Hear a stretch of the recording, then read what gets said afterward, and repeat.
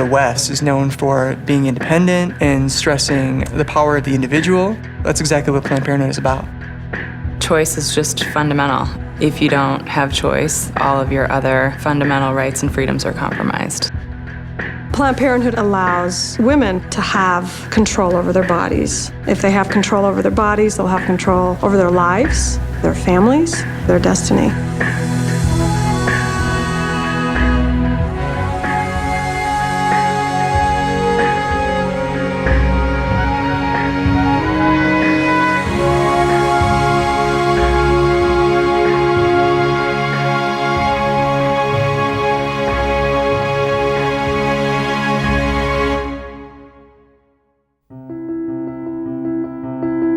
Birth control as an issue was extremely controversial because, of course, for most people, when you talk about birth control, you're talking about sex. Well, I think Margaret Sanger, who of course has worked as a nurse in New York, saw all the problems that you had with unwanted babies, with the back alley abortions, with parenthood forced on a lot of women that didn't want it for one reason or another, and realized the ultimate solution there was some kind of control over births.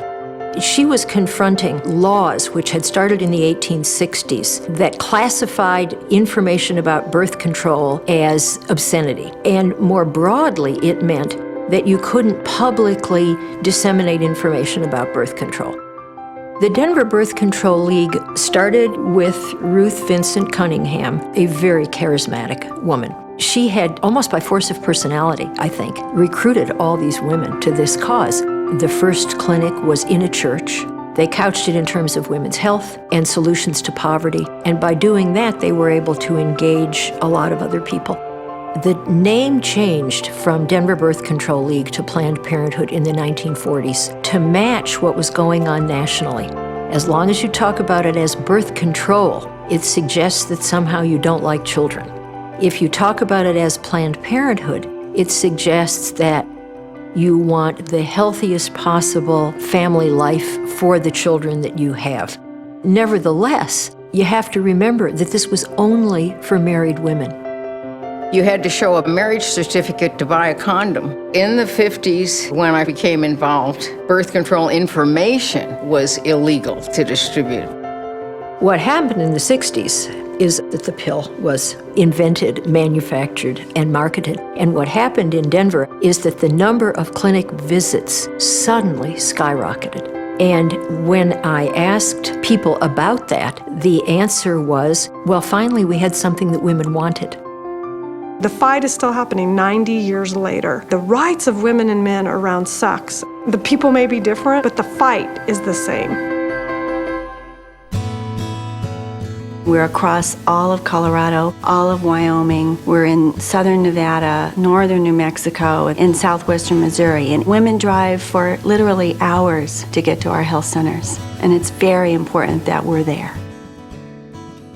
The 31 health centers in our 5-state region provide basic reproductive health care to men, women, and teens of all economic levels. We are the safety net. If it wasn't for Planned Parenthood, many of our clients would forego having basic reproductive health care, including access to birth control, and we provide a wide range of reproductive health care for these clients. Planned Parenthood does a really great job of educating young people and giving them tools to be able to make responsible choices and decisions in their lives. Many people know about biology, but it's really the skills in how to negotiate with a partner about using birth control or how to say no. So we plant the seed of knowledge, but then we really work with the young people to make sure that they have the attitudes and those behavioral intentions to make good choices about their sexual health throughout their lifetime.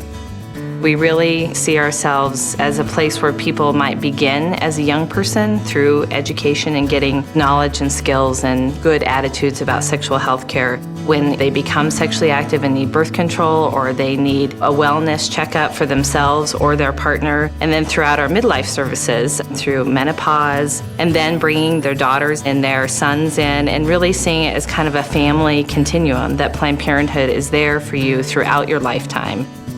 The other thing that we're doing, of course, is working in the political arena, trying to ensure that the laws are there, that the doors aren't closed to health centers, that these services are available when people need them.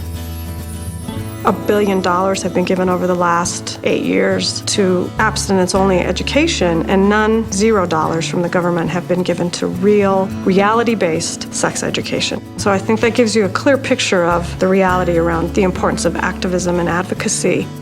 To be there on the mall with that many people who are really devoted to birth control, prevention, education, all of those messages were there. It really was about being for women's lives.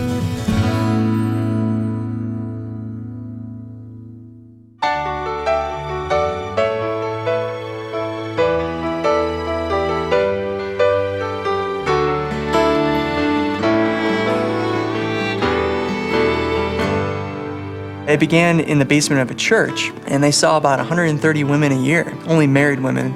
Now we operate in 5 states. We operate 31 health centers, and we see well in excess of 100,000 clients a year. We've come a very long way. Well, I think Margaret Sanger would be proud of Planned Parenthood of the Rocky Mountains. We have really been an innovator in sexual health, but I think also Margaret Sanger would be disappointed that we still have to fight for people to get basic information about their own sexual health. Planned Parenthood is on the firing line every single day to protect the rights of women, and that's why I'm involved, because I think women's rights need to be protected.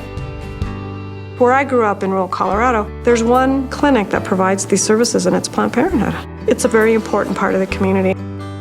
Planned Parenthood does more to prevent abortion than any other organized effort or group ever.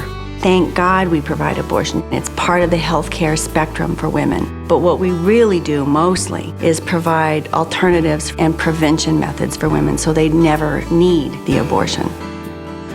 It really does start with every child being a wanted child, because if we had that foundation, I think it can reduce poverty, it can reduce domestic violence, it can reduce abuse. I think what inspires me most about the early women, but you can see it right on through, is the commitment to women's health and safety and the willingness to stay with it.